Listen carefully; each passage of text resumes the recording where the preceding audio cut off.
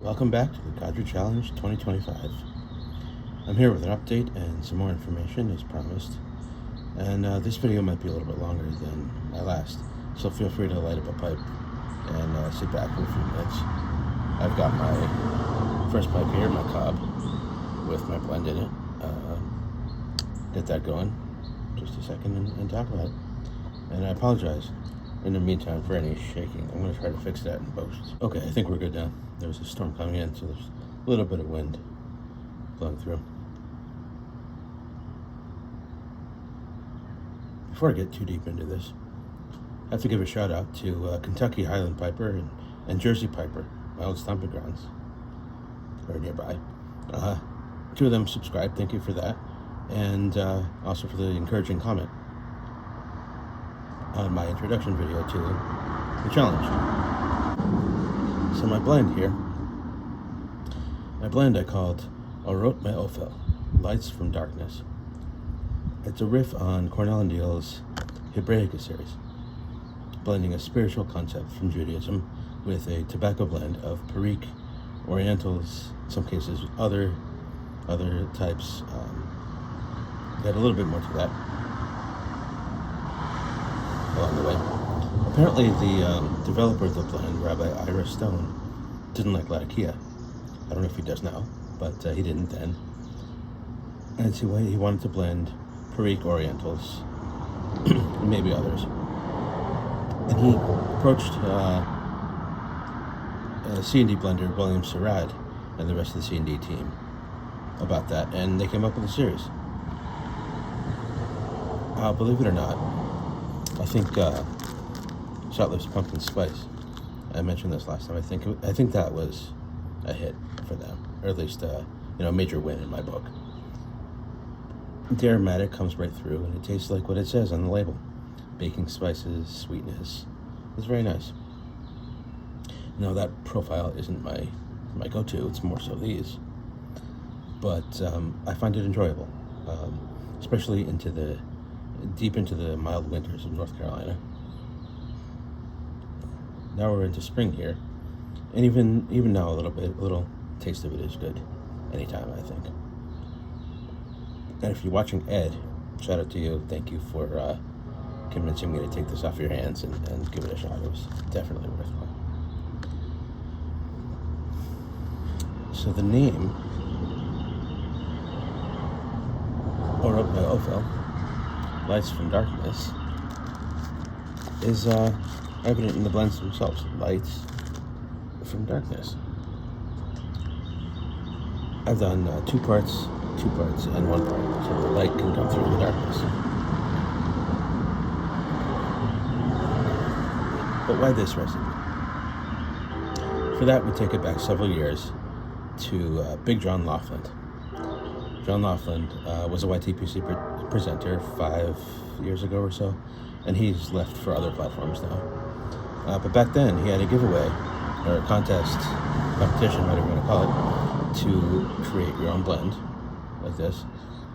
And he wanted the entries to be commercial.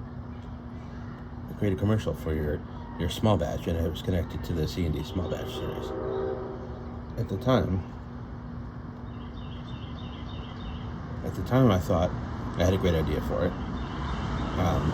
But I couldn't get it together to film the proper entry, so I never did. My idea was actually the name of this current blend here. I'll show you what I've done here. But no, I didn't name it Dunhill Durvar. I didn't name it Aaron Moore either. I just needed a tint to put it in. That's what I did. But I named it Orot Mei'Ofel. And I had the same basic concept, something dark and a little less of a sweet aromatic in the background. And I was hoping to flesh it out from there at the time, which now I've finally done in the Codger Challenge. If I really get it together, and I'm really on top of my game, and bear in mind, so far I really haven't been, I'll film the commercial as John requested at the end of the Codger Challenge, but no promises. Kind of hard to keep lids so far. That might be weather related. But anyway, from what I can tell, it was about 20 odd years ago that Cornell and Deal teamed up with Rabbi Ira Stone, or vice versa, to release that Hebraica series of several blends of the Purig, Orientals, maybe more. I've never even tasted any of those, to be honest, but I've read about them. I love the idea, and I was specifically inspired by their Oriental Vapor, or Olam, Light of the Universe.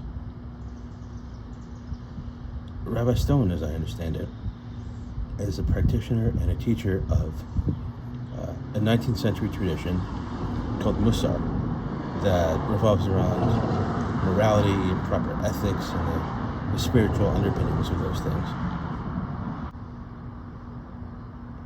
His website says, Musar is a path of contemplative practices and exercises that have evolved over the past 1,000 years to help an individual soul to pinpoint and then break through the barriers that surround and obstruct the flow of inner light in our lives.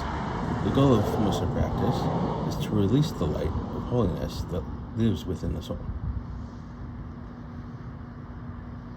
So he named the blends in the Hebraica series after some of the spiritual imagery involving light. And I've extended that model to do the same. Stone's name, Or Olam, this blend, comes from a verse recited on Rosh Hashanah, the Jewish New Year, which is considered the birthday of the world. Or Olam ba'otzar ha'chaim, Orot Mei'Ofel amar vayehi.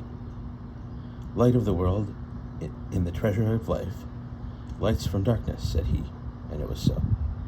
That may sound familiar from early in the book of Genesis. God said, let there be light. There was light.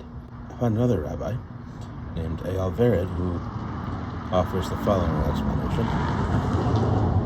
Rosh Hashanah, the Jewish New Year, is the day on which the light of the new year is concentrated, the light of the world emerging from the darkness.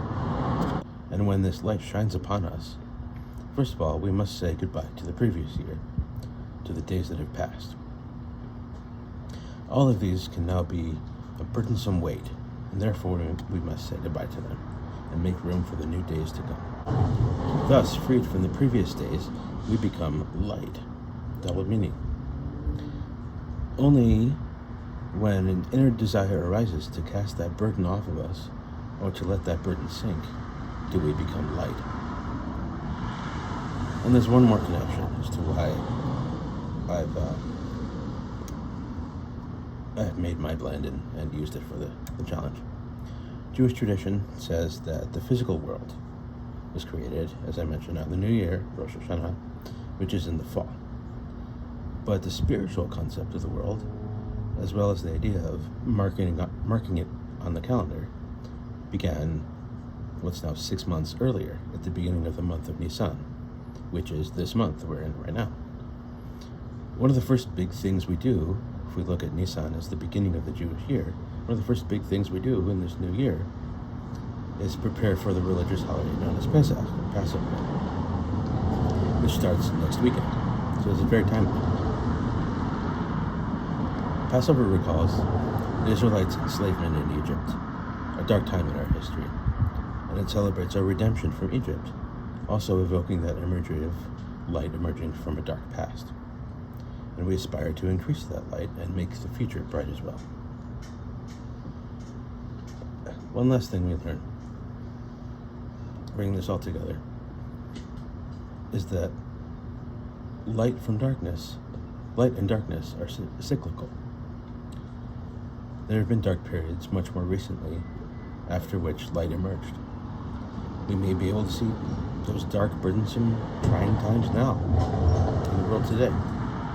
And just like this idea of Orot Mei'Ofel, light will emerge again. I'll see you next time.